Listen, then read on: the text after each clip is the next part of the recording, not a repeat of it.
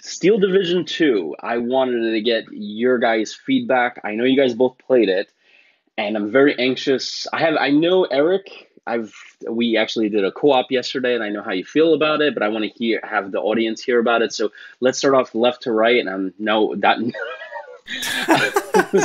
Digitally, left to right. digitally. Maybe he means left in to the right. United States. I'm more left than you. My bottle of scotch is to my left. I don't know about it. I'm more west. West to east, maybe. Okay, let's start west. Eric, what do you think about Steel Division 2? Yeah, well, I immediately I noticed, because I should say, first of all, my background coming in was I played Wargame.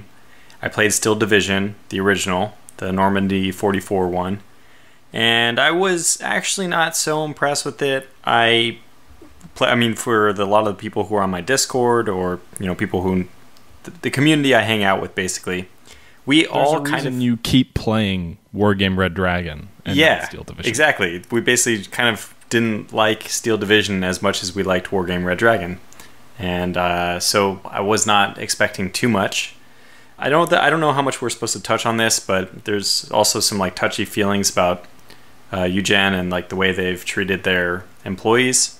So some people actually boycotted buying this title on those grounds as well. What happened there? I guess that there's just some class action lawsuits or whatever the equivalent is in Europe of them not being paid their proper wages, and it's going to court. Their developers like $30,000, and then their developers strike like a year, and then which for a developer job is ludicrous, and then their developers struck, whatever it was, went on strike probably. Went on strike. Mm-hmm. Then supposedly the strike ended and they came back, but then the people who came back got fired by the company in retribution over striking. That's hearsay, good sir. This is all hearsay. It's probably true, but French court, it's in court.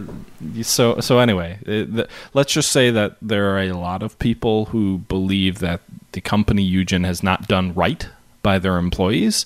And there's some questions that I've seen aired out there from people on, do I want to support a developer with these somewhat, at least the accusations of shady workplace treatment or whatever you call it? Yeah, exactly that. So there was a few people who boycotted the game, even people who played the original Steel Division with me. So going into it, I had a lot of potential negatives. The fact that I didn't like Steel Division as much as I like Wargame, and I was actually extremely impressed by the game. I think that there's some, I'm just going to call them intangibles until I can actually put a finger on it.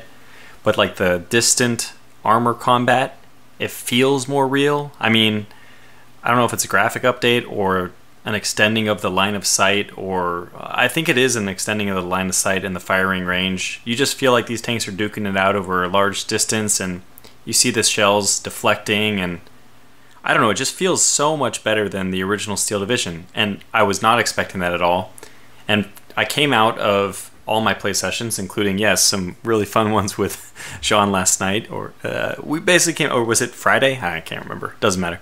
I came out very impressed by the game, and I can actually give it a recommendation. So that surprised me, and I'm happy to say that I would recommend it to others. How many out of stars? Oh, man. Well, give me a second to think about that. I'd give it, 1 out of 1 stars. Not 0. So I recommend it. Now, I will take a slightly different tact. Not that I didn't like it, because so far I've enjoyed my time with it.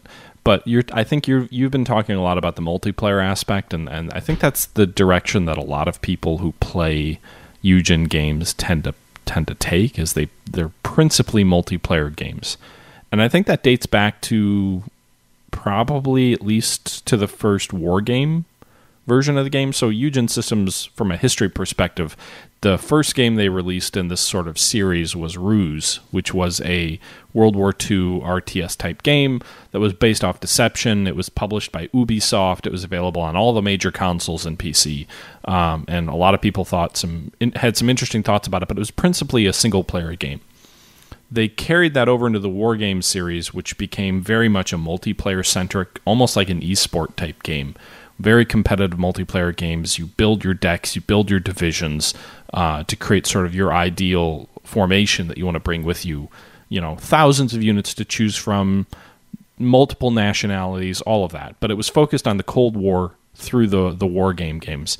And then Steel Division 1, which came out, was focused on Normandy, but was still seemingly felt more multiplayer-centric. Like the campaign, they had a couple of missions. I think it was 3 or 4 campaigns originally with like 3 or 4 missions each, highly scripted. And I like you, Tortuga, or Eric, sorry, I know of you as Tortuga, and I know in the podcast we're referring to everybody by their first name, but I, like you, felt like Steel Division 1 was really lacking. I think maybe I went into it with the wrong assumptions because, again, I'm more of a single-player player. I play online sometimes. Like, occasionally I'll jump in a game with the folks over on Tortuga's Discord, which is a great time. But in general, for me, the real benchmark of a game is how good is it at single player. And maybe that's unfair for the Eugen games because they're so heavily slanted toward multiplayer, but at the end of the day, that's just what I'm looking for, and so that's kind of how I have to rate a game. And Steel Division 1 was really a letdown in that sense because they really, again, a couple of crafted scenarios about some different scenarios in Normandy. The multiplayer was okay, I guess, but whatever. Like the high-tech Cold War gone hot is a little bit more interesting to me, and if I'm going to just be playing multiplayer, I'd probably rather be rolling around with Abrams and Apaches and guided weapons rather than dumb weapons. But I will say my initial impressions of Steel Division 2 have been very positive, and it's been because of some of the new features they've added with the single player. So single or multiplayer is still sort of where I think a lot of people's focus is.